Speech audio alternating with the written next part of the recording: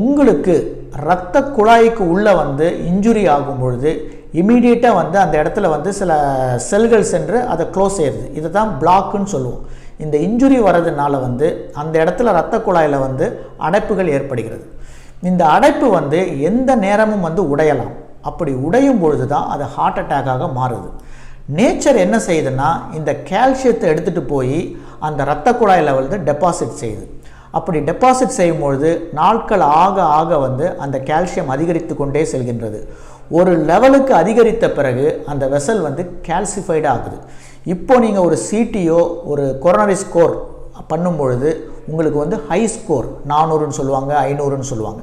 இப்போ இந்த high score வரும்போது என்ன ஆகுதுன்னா உங்கள் இரத்த குழாயில் இருக்க அந்த அடைப்பு வந்து உடையாமல் இந்த கால்சியம் பார்த்துக்கொள்கிறது.